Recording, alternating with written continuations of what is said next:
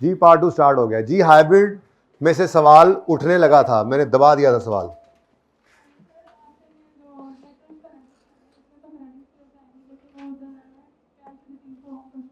बेटा तो अगर आपकी सेल्स ही सिर्फ क्रेडिट है, आपकी अगर होंगी तो वो तो मैंने भी बताया नहीं।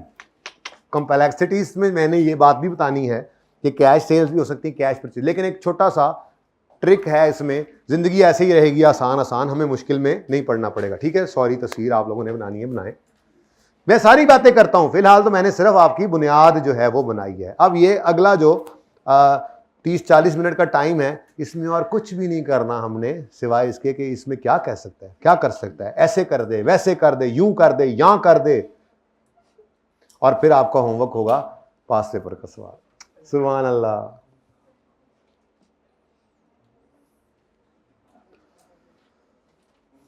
नहीं करना पास पेपर, कोई बात नहीं, ना करें।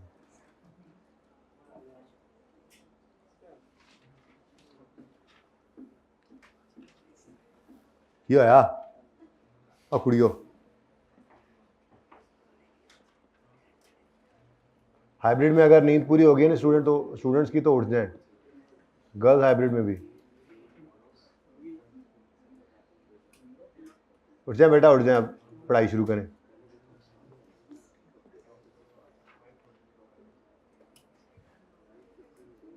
कोई बात नहीं, खैर है खैर है। अभी जल्दी से ये बताएं, कोई मसला तो नहीं है? किस वक्त की आंख लगी हुई है बेटा? सवाल पूरा देख लिया था? ओके कर दें ऐसे मुझे, ओके डन, गुड। अच्छा जी, यार ऐसे करोगे तुम आना जाना। अच्छा जी, अब कभी कभार ऐसा होता है, जो कि होता है असल में,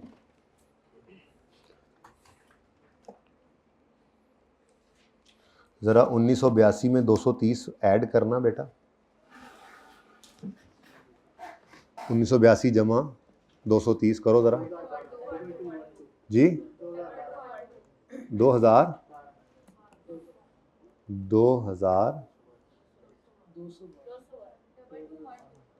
अच्छा जी, अच्छा 2212।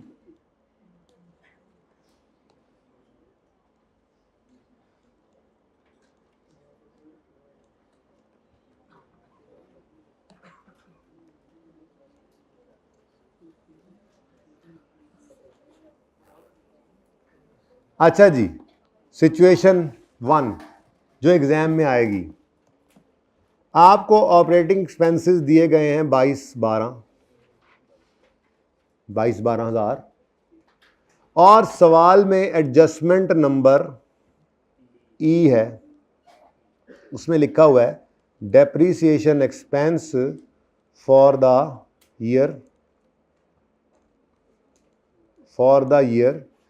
Ended 31 December 10 amounted to rupees 230,000, which is पता है तुम्हारी अटेम्प्ट का, which is included in operating expenses. सवाल तो वही चल रहा है, पर अब एक मसला हो गया, वो मसला देखना जरा। अगर मैं इस सवाल में से यही ऑपरेटिंग एक्सपेंसेस उठाऊं, कितने जी? 22-12, तो जो बैलेंसिंग फिगर आएगी कैश की वो कितनी आएगी? निकालो जल्दी से, कैलकुलेटर पढ़ो जी, इंजॉयमेंट करना आए ना जेडे बच्चे जी, कैलकुलेशन करें। 2191। अब ये 2191 और वो जो फिगर थी 1961, दोनों का डिफरेंस लो जरा। 2191 में से 1961, क्या मतलब 230 रुपए इस फिगर में शामिल हो गए, जो यहां पे जाने लगे हैं, जिसमें हम करने लगे हैं कैश पेड की फिगर शो। क्या ये 230 कैश पे किया था? क्या आजकल आपके यहां डेबिट की एंट्री ये बन गई, डेबिट डेबिट कैश क्रेडिट बन गई? ये गलत हो जाएगा। इसका मतलब पर्चे में क्या कर सकता है, पर्चे में, अब नॉन कैश की एडजस्टमेंट इस मेथड में कैसे आती है मैं ये सिखा रहा हूं। कि पर्चे के अंदर वो आपको एक्सपेंसेस की फिगर दे दे जिसमें डेप्रीसिएशन पड़ी हुई है।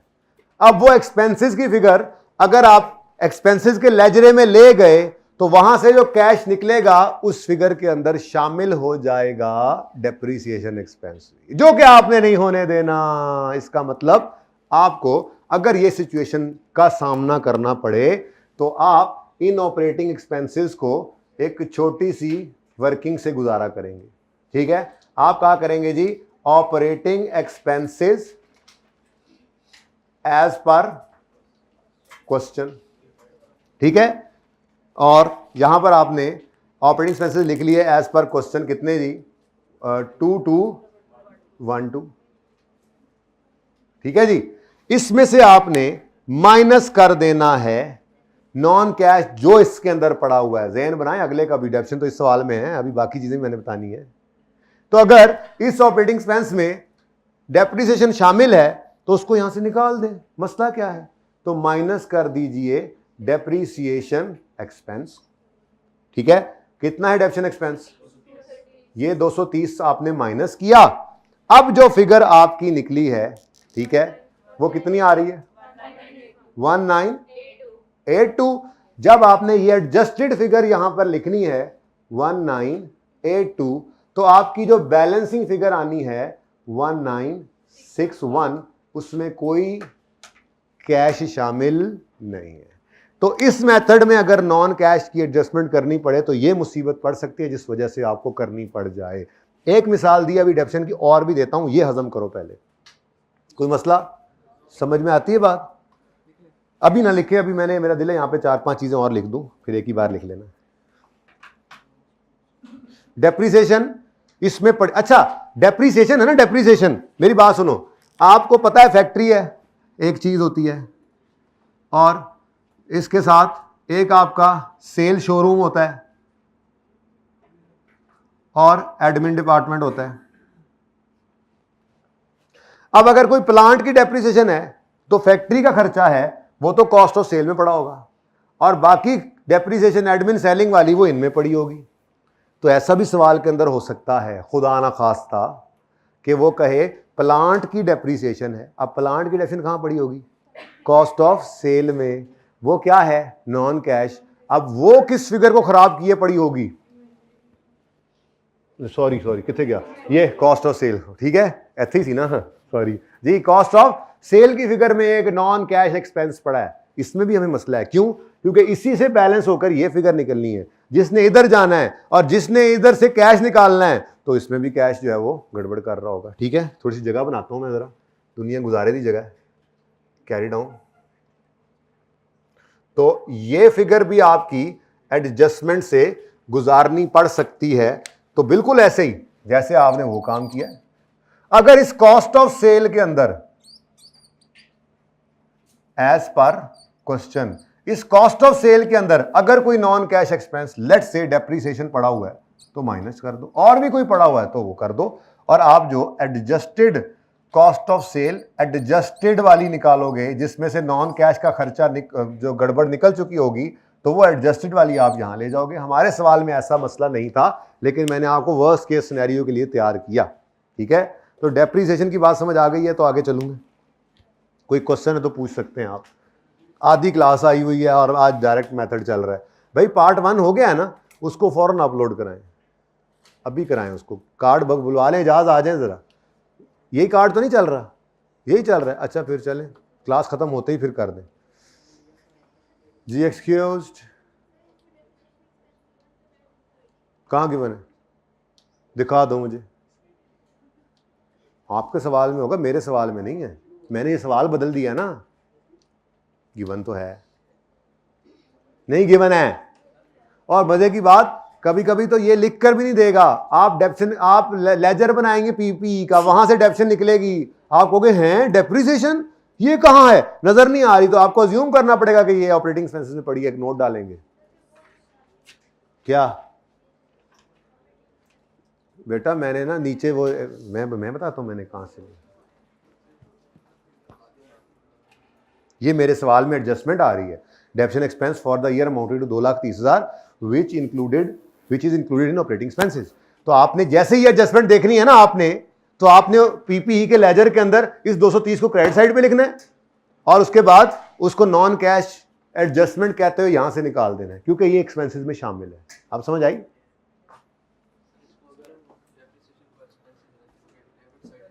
क्या जी बेटा? ओ यार एक कोई गाल लेना यार, नहीं है डेबिट साइड पे नहीं लिखना, जैसे कह रहा हूं वैसे करो, जो आदत है नॉन कैश को निकाल के बाहर फेंकना है, डेबिट साइड पे लिखी जाओ, उत्थे राशि पे ही जाना है, समझ ही नहीं आनी कल। सिंपल की फिगर में, नॉन एक्सपेंस की फिगर में कोई नॉन कैश एक्सपेंस पड़ा है ना, निकाल दो। ये इजी है इस तरह से सोचना। वो डेबिट साइड पे नवी साइंस चल पड़ेगी, एक्सपेंस के लेजर में डेबिट साइड पे डेबिशन आ रही है सुभान अल्लाह, सादा बात है। एक्सपेंस में एक नॉन कैश आइटम पड़ी है, निकाल दो अलग से। जी मैं नहीं कह रहा था, ये लिखी हुई है, ये लिखी हुई है, वो जिस सवाल में आएगी ना फिर वहां पे लिख लेना, ठीक है। अच्छा अगली बात, क्या सिर्फ यही एक नॉन कैश एक्सपेंस है जो ऑपरेटिंग एक्सपेंसेस में पड़ा हो सकता है? कोई और भी हो सकता है। मसलन भाई कह रहे हैं, पहले दूसरा इंपेयरमेंट लॉस। इंपेयरमेंट लॉस के बेटा बेटा बातें नहीं करनी, बड़ी अहम बात चल रही है इस वक्त, ठीक है। और मेथड यही आना है इस दफा, मैं बता रहा हूं, और यही एडजस्टमेंट है जो परेशान करेंगी, बाकी तो आपके सामने है मेथड। मेथड की तो जान ही कोई नहीं थी इसके अंदर, वो जो मुश्किल चीज़ थी वो भी आसान हो गई। तो ये अहम बात कर रहा हूँ, बहुत अहम बात कर रहा हूँ। जी मेरा सवाल है, अगर आपका एसेट इंपेयर हुआ है तो आप उसकी एंट्री क्या करते हो? मिसाल के तौर पे वो आपका कोई मतलब हेड ऑफिस का ही एसेट है, जनरेटर इंपेयर हो गया, entry impairment expense debit, impairment loss या एक्सपेंस डेबिट, और एसेट या अक्यूमुलेटेड इंपेयरमेंट क्रेडिट। यानी कि इंपेयरमेंट लॉस क्या होना है? एक एक्सपेंस है जो पीएनएल में डेबिट होना है, ठीक है। अब मैंने सवाल के अंदर लिख कर बता दिया ऑपरेटिंग एक्सपेंसेस इंक्लूड, जो कि नहीं है सवाल में, इसलिए मैं फिलहाल सिर्फ लिखूंगा, इस सवाल में नहीं है। 230 तो था ना, इसलिए मैं छेड़ नहीं रहा सवाल मजीद। Operating expenses include impairment loss amounting to let's say 50 रुपए, बस। अब क्या लिखा हुआ है? Operating expense include impairment loss of 50। अब हम फंस गए।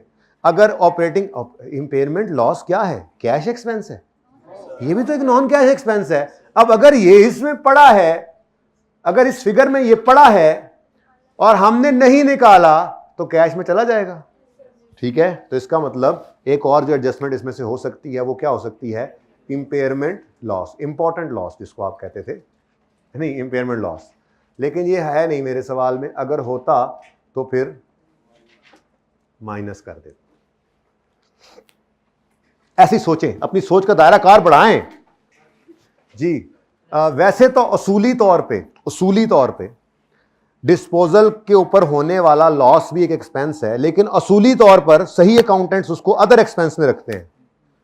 आपका अकाउंटेंट गलती भी तो कर सकता है।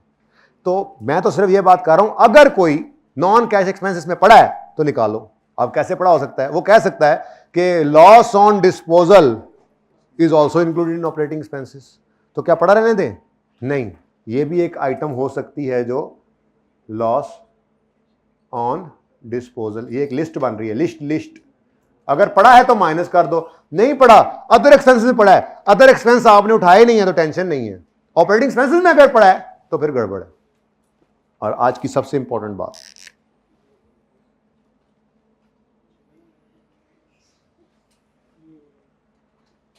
इतनी टेढ़ी बात, ये क्या है जी? Provision for doubtful debt. फिर तवज्जो चाहिए सबकी, जिनकी तवज्जो हट गई है। Brought down 5, carry down 7, return of bad debt, return of की एंट्री हम करते हैं प्रोविजन डेबिट, डेटर क्रेडिट। यहां पर हम लिख देते हैं बैड रिटर्न ऑफ, और डेटर में भी लिखते हैं बैड रिटर्न ऑफ, ठीक है। मिसाल के तौर पे ये है जी 3 रुपए। क्या करते थे? बैलेंसिंग फिगर कहां लेके जाते थे? पीएनएल में। क्या नाम लिखते थे उसका? Bad debt expense. कितना आ रहा है? बैलेंसिंग निकालते थे ना, कितना? 5 ही आ गया। हाँ अब जरा डिफरेंट कर लेना फिगर जी। 4 रुपए का बैड एक्सपेंस है, बोलो कहां लेकर जाओगे? सवाल कहता है, नहीं भी कहता है, सवाल यहां पे चुप भी हो सकता है। सवाल आपको एडजस्टमेंट में दे दे, provision for doubtful debt is इतनी। आप प्रोविजन का लेजर बनाएं, आपको नजर आए 4 रुपए का एक्सपेंस है, उधर से नजर आए 4 का एक्सपेंस है, और बैलेंस शीट इनकम स्टेटमेंट के फेस पे नजर ना आ रहा हो, कुछ तो गड़बड़ है। नॉर्मल की तरफ ही जाएंगे ना। मिसाल के तौर पे पूरे सवाल के अंदर आपने देखा एक एडजस्टमेंट गिवन थी, प्रोविजन है, यानी इस मेथड में आप प्रोविजन को इग्नोर नहीं कर सकते। मैंने पहले भी बोला था, तो भी लिखवाना है रूल, लेकिन फिलहाल समझा रहा हूं जरा। अगर यहां पे लिख दे प्रोविजन है, आप प्रोविजन का लेजर बनाओगे, प्रोविजन का लेजर बनेगा, उसमें से बैड एक्सपेंस आएगा। अब या तो वो बताए कि bad expense is included in operating expenses, तो हम माइनस करेंगे, क्योंकि ये भी क्या है, नॉन कैश। इसकी एंट्री क्या हो रही है, P&L में bad expense debit, provision credit. क्या कैश क्रेडिट हो रहा है? नहीं, ये भी नॉन कैश एक्सपेंस है। तो अगर वो कह देगा ऑपरेटिंग एक्सपेंस पड़ा है, तो हम माइनस करेंगे शुक्र करके। और अगर वो नहीं कहेगा पड़ा है, तो हम जब लेजर बनाएंगे प्रोविजन का और उसमें बैड एक्सपेंस आ रहा है, तो बिजनेस का खर्चा तो हुआ है। अगर फेस पे नजर नहीं आ रहा, तो जाहिर है वो सेलिंग एक्सपेंसेस में छुपा होगा ना। सेलिंग एक्सपेंसेस या इकट्ठे पड़े हो तो ऑपरेटिंग एक्सपेंसेस दोनों मिल गए ना, सेलिंग एडमिन इकट्ठे मिल जाए तो ये भी एक एडजस्टमेंट हो सकती है जिसको यहां से निकालना पड़ सकता है। क्या चीज जी? Bad debt expense, expense return of नहीं, जो P&L वाली फिगर होती है, ठीक है, ये भी आपकी माइनस हो सकती है। फिलहाल मेरे सवाल में ये भी नहीं है, एंड सो ऑन। जी बेटा, तो वो कहेगा पड़ा हुआ है तो निकालेंगे ऐसे ही। मैं यही तो, अभी मेरे अल्फाज अभी तक ऐसे ही मेरे मुंह में ही थे अभी अल्फाज के एंड सो ऑन। क्या मतलब? हर वो चीज जो नॉन कैश है और इस फिगर में पड़ी है, कड्डो बार। अब आप करें डेबिट हर चीज को, उधर पड़ेगी ना मुसीबत, तो ये जिंदगी आसान है। अलग से वर्किंग, छोटा सा स्टार लगाएं, लेजर के नीचे वर्किंग करें, ठीक है। इनकम स्टेटमेंट की बेस पे जो पड़ी है वो ले रहे हैं या अलग से एडजस्टमेंट होगी? ये तो सवाल बताएगा बेटा। मैं तो कह रहा हूं इस 22-12 में जितनी भी नॉन कैश आइटम्स हैं निकालो। अगर कोई इसमें नहीं है, जैसे मिसाल के तौर पे लॉस ऑन डिस्पोजल, क्या इसमें पड़ा? नहीं ना पड़ा, तो बस इसको उठाया ही नहीं है। जिंदगी आसान है, कुछ नहीं करेंगे। ये फिगर इससे पाक है, ये फिगर इसके असर से पाक है, लेकिन खुदा ना खास्ता इन्होंने ऐसी चवल मारी हुई है तो आप पाक करें इसको।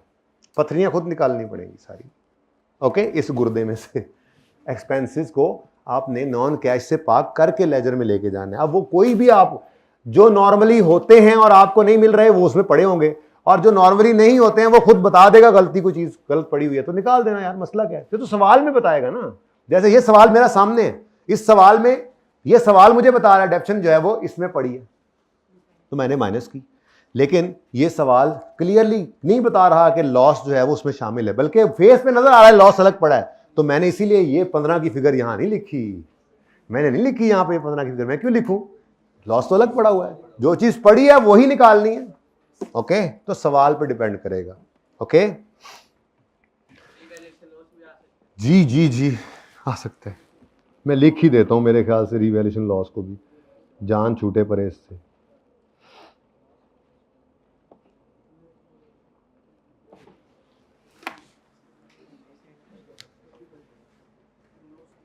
रीवैल्यूएशन लॉस, फिर फेयर वैल्यू लॉस, फिर जगह हुण मेरे को मुक गई जे, ठीक है। मेहरबानी हुण बस कर दो। 1982 गल तो 1982 थी, इको फिगर ही माइनस होनी सी, ठीक है। तो बेटा ये क्या आ जाएगी, आपके ऑपरेटिंग एक्सपेंसेस आ जाएंगे एडजस्टेड, ठीक है। Operating expenses to be taken to expense का ledger, taken to operating expenses to be taken to ledger, ठीक है। अब ये ना कहना सर जी ये है या वो नहीं है या वो है, जो सवाल कहेगा पड़ा है वो निकालेंगे, या जो ऑब्वियस होगा कि नजर नहीं आ रहा हो तो इसी में ही हो सकता है वो निकालेंगे। जैसे सवाल कहेगा ये इनमें पड़े हैं तो फिर निकालेंगे, वरना ये नॉर्मली इनमें नहीं होते। और सवाल ये कहेगा नहीं कि इनमें पड़े हैं, लेकिन चीज ही ऐसी है, जैसे बैड एक्सपेंस है, जैसे बिल्डिंग हेड ऑफिस बिल्डिंग की डेप्शन एक्सपेंस है, तो ये ऑब्वियस है कि ये ऑपरेटिंग एक्सपेंस है, तो ये वहीं पड़ा होगा तो फिर निकालेंगे, ठीक है। और सही है। हाय अल्लाह, मेरे ख्याल में इस पे तो होगी बात काफ़ी। इसकी पिक्चर आप ले लें जी। जाहिर सी बात है बेटा मैंने ये कहा है कि ये सब नॉन कैश इसमें पड़े हो सकते हैं, कहे तो निकाल देना, नहीं तो नहीं। लेकिन कुछ चीज़ें ऐसी होती हैं जो कहने की ज़रूरत नहीं पड़ती है। वो ऑब्वियस चीज़ें क्या हो सकती हैं, बिल्डिंग हेड ऑफिस की बिल्डिंग की डेप्शन एडमिन में ही होनी है, भाई सेल शोरूम की कार की डेप्रिसिएशन वो सेलिंग में ही होनी है भाई, बैड एक्सपेंस वो सेलिंग में ही होना है, तो ये बताने की जरूरत नहीं है। तो जो बताने की जरूरत नहीं है वो ऑब्वियस चीज खुद से वहां पे ढूंढनी पड़ेगी, वरना बाकी चीजें अगर पड़ी होंगी तो निकाल देना। ठीक है, सवाल ना देख लें कोई, आप उसी में देख लीजिएगा, ज़बानी सवाल थोड़े ही होते हैं। ये तो मैंने वैसे ही एक लिस्ट बना दी, चलो यार बच्चों का भला हो जाए, आप लोगों को नीरास आ रही इज्जत जी। माइनस जरा लैंड सीधी कर ला मैं,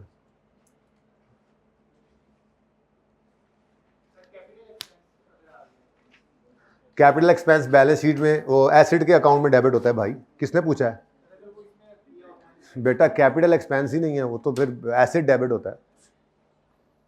और कुछ गुफा छड़ लो छड़ लो छड़ लो, मैं छड़ दवा फिर।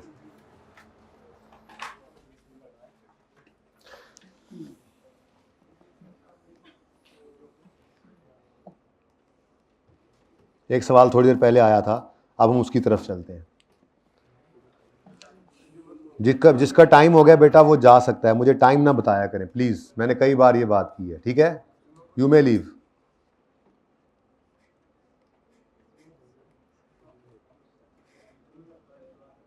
बेटा चले जाएं, जिसे जुमा पढ़ना है चले जाएं, उठ जाएं प्लीज, फौरन लीव करें। एज अ परसेंटेज भी गिवन हो सकती है, मुझे उसने बता दिया फिगर कि कैश सेल भी 380 है, यानी इस 9280 के अंदर कैश सेल 380 है, तो बाकी क्रेडिट सेल हुई। चलो सवाल बदलते हैं, सवाल बदलते हैं। अगर कैश सेल हमारी कितनी है 900, ये 9280 में से कितना निकाल दो, कितना मैंने लिखा था 280 ना लिख दिया होता, चलो खैर, चलो अब 380 लिख दिया, माजरत। चले अब क्या हो सकता है, 80 मैंने कहा राउंड हो जाएगा, चले 380, तो कितना आ गया, तो सेल्स मेरी है 8900 और कैश कितना निकला जी, बैलेंसिंग फिगर दिस 8724। अब मैंने यहां पर जाकर लिखा 8724, लेकिन एक मसला तो है ना, जो कैश सेल हुई है क्या वो कैश इनफ्लो नहीं है? तो यहां पे हमने लफ्ज नहीं लिखा हुआ कैश रिसीव फ्रॉम डेटर्स, हमने लिखा हुआ कैश रिसीव फ्रॉम कस्टमर्स। इसमें उधार वालों को जो चीजें बेची थी उनसे आने वाला कैश भी है, डेटर्स वाला, और कैश सेल्स वाला भी है। तो इसका मतलब अगर मैं इस अप्रोच पे चलूं तो मुझे यहां पर अलग से लिखना पड़ेगा cash received from cash cell, cash received from, वो सवाल में लिखा हुआ है कितनी है जी। अब मुझे बताओ इन दोनों का टोटल कितना है, वही जो पहले लिखा हुआ था। क्या ख्याल है? अब कैश फ्लो के सवालों में अकाउंटेंट्स कहते हैं ये सहूलत इस्तेमाल कर लिया करो कि आप यहां पर सिर्फ, हालांकि डेटर का लेजर है, मुझे पता आपको तकलीफ होगी, लेकिन उस तकलीफ को बर्दाश्त कर लो जो बात कही जा रही है कि ये कर लो, उससे फायदा क्या होगा, आपको ये काम अलग से करना नहीं पड़ेगा। आप, हालांकि डेटर के लेजर में क्रेडिट सेल्स आती हैं, लेकिन अकाउंटेंट्स कहते हैं कैश फ्लो बनाते हुए, कैश फ्लो स्टेटमेंट बनाते हुए डेटर के लेजर के अंदर आप सिर्फ क्रेडिट सेल्स ना लें, आप टोटल सेल्स ले लें, क्रेडिट भी ले लें और कैश भी यहीं पर ले लें।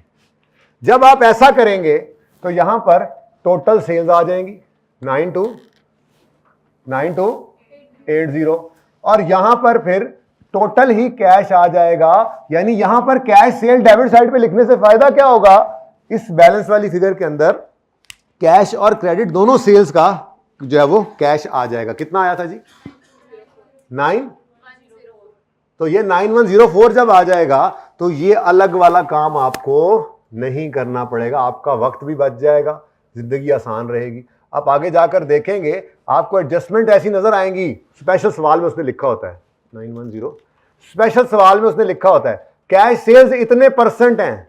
अब बच्चे पागलों की तरह टोटल सेल पीएनएल से उठाते हैं, ठीक है, उसको पहले परसेंटेज लगा के इधर रखते हैं, यहां से डेटर वाला कैश निकालते हैं और फिर जो वो कैश सेल्स की होती हैं उनको यहां पे अलग से लिखते हैं।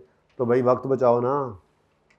तो क्या करेंगे कैश फ्लो के सवालों में, हम कैश फ्लो के सवालों के अंदर हम टोटल सेल्स ले लेंगे। भाई जिसका टाइम हो गया मैंने कहा चले जाएं, ये वाली बातें हमने करनी है, वो जा सकते हैं, ठीक है ना। तो ये बातें जिसने नहीं सुननी है वो जाए, जल्दी करें, उनका टाइम हो गया जी। तो कैश फ्लो के सवाल के अंदर क्या करेंगे हम?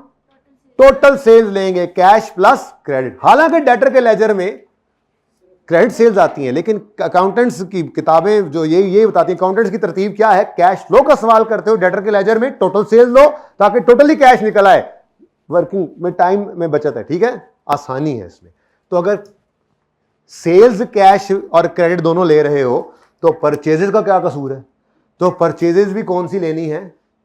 क्रेडिट भी और कैश भी। हालांकि आपको यह पता है कि क्रेडिटर के लेजर में सिर्फ कौन सी सेल्स आती हैं? क्रेडिट सेल्स आती है, लेकिन अगर आप कैश सेल्स भी इनमें ऐड कर देंगे तो यहां से जो कैश निकलेगा वो cash paid for credit purchases भी होगा और cash paid for cash purchases भी होगा। ये दूसरी बात मैंने आपको बताई। पहली बात क्या बताइए आपको?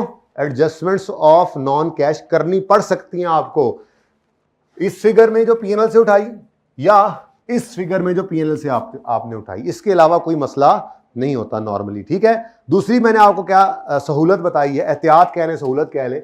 सहूलत इसलिए कि अभी मैं आपको सवाल दिखाता हूं, उसमें लिखा होगा इतनी % सेल्स जो है वो कैश है, हम उस एडजस्टमेंट को इग्नोर कर देंगे क्योंकि हमने टोटल सेल्स उठा लेनी है, हमारे लिए वो रेलेवेंट रह ही नहीं जाना, ठीक है।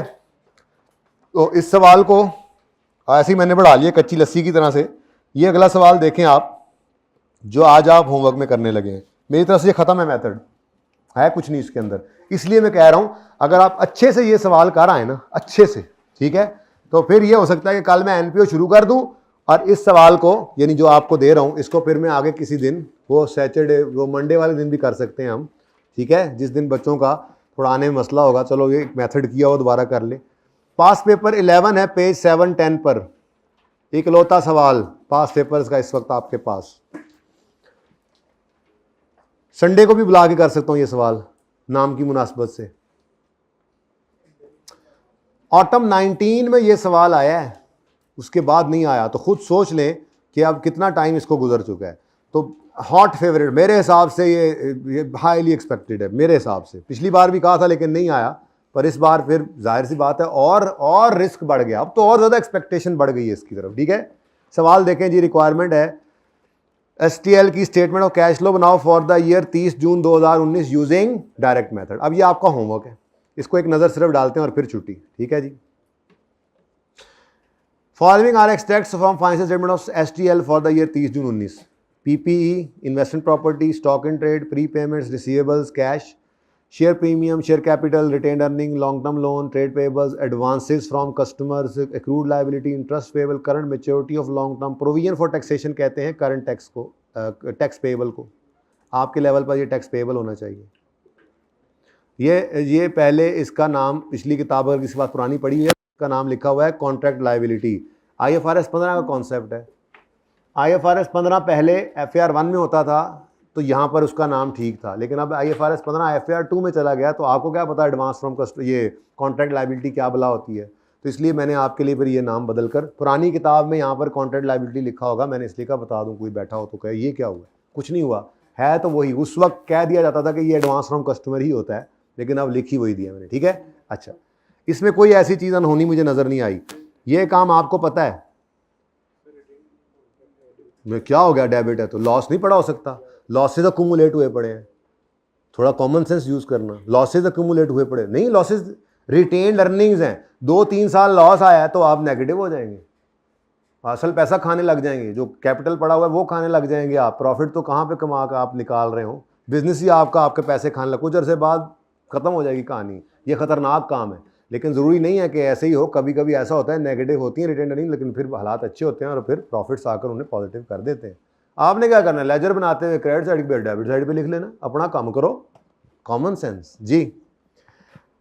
ओ पूरा पीएनएल गिवन है, sale, cost of sale, distribution, admin, other income, profit before interest. 72% of sales were made on, ignore कर देना क्योंकि हमारा तो तरीका वारदात ही क्या होगा, इस सेल को उठा लेंगे, डेटर के लेजर में ले जाएंगे और कैश सारे का सारा बिजनेस का निकल आएगा। Depreciation expense for the year amounted to 750 which is charge to distribution admin in the ratio of. मेरा मशवरा जैसे इस सवाल में किया, आप क्या करो, आप डिस्ट्रीब्यूशन और एडमिन टोटल कितना बनता है, ये दोनों टोटल कितना बनता है, 84 हैं ये आप इकट्ठा करके उठा लो। इकट्ठा करके उठा लोगे तो आपको इसकी भी मुसीबत से छुटकारा मिल जाएगा। बल्कि ये तो सारी पता होनी चाहिए, विच वॉज चार्ज और डिस्ट्रीब्यूशन एडमिन कॉस्ट, अगली बात को टेंशन ही कोई नहीं आएगी। क्यों? आपने क्या बनाना है? एक्सपेंस का लेजरा। एक्सपेंस के लेजरे में एडमिन और सेलिंग दोनों आने हैं। मैंने इसे तैयारी करा दी थी। आपने क्या कर लेना है? आपने एडमिन सेलिंग को इकट्ठा करके उठा लेना है, ऑपरेटिंग एक्सपेंसेस कह के उठा लिया।